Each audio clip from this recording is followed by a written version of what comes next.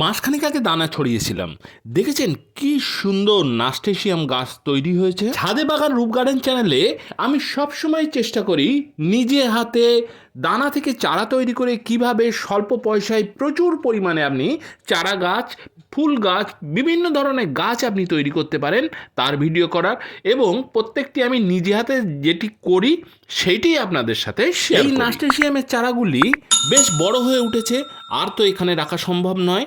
আমার এই শোধন করা মাটিতে আমি দানা দিয়েছিলাম, সেগুলি তো আপনারা জানেন কিভাবে শোধন করতে হয়। এই মাটি বেশ ঝুরঝুরে, সেই কারণে অতিরিক্ত জল একটু দিয়ে দিলাম যাতে শিকড়ের কাছের মাটি যাতে একটু কন্ট্যাক্ট থাকে, এবং আস্তে করে আমি তুলে নেবো যাতে শিকড়ের তেমন কোনো ক্ষতি যাতে না হয়। শীতের ফুল গাছ হিসেবে আপনি নাস্টেশিয়াম গাছ অবশ্যই করুন। আপনি হ্যাঙ্গিংয়ে করতে পারেন, ছোট পটে বা টবে আপনি করতে পারেন, যেখানে খুশি।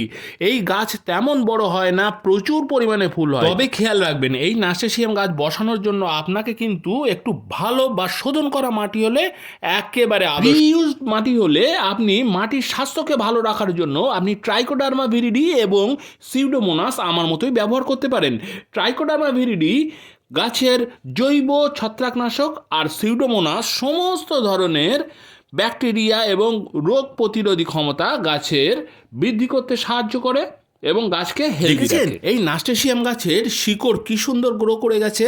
একটু রুট বল থাকা অবস্থাতে আমি এই গাছটিকে ট্রান্সপ্লান্ট করব, তার কারণ একটু যদি মাটি কন্ট্যাক্ট কন্ডিশনে থাকে তাহলে এই যে ট্রান্সপ্লান্টেশন যে শক, সেই শক সে সহজে কাটিয়ে উঠতে পারবে এবং গাছটি নতুন পরিবেশে সহজে নিজেকে মেলে ধরতে পারবে।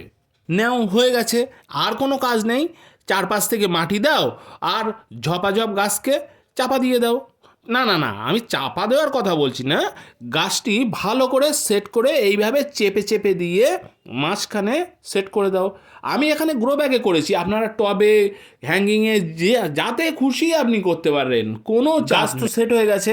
এইবার উপর থেকে ভালো করে একবারে জল দিয়ে একেবারে ভিজিয়ে দাও, ভিজিয়ে দিয়ে ছায়া জায়গায় রেখে দাও। এ তো জানাগদ, তাই না? ছায়া জায়গায় 2-4 দিন রেখে দিয়ে এবার গাছটা যখন সেট হয়ে যাবে তখন অটোমেটিক সেই গাছকে তুমি রোদ্দুরে বার করে দাও। আমি এখানে যে কটা গাছ হয়েছে সব কটা বসাই।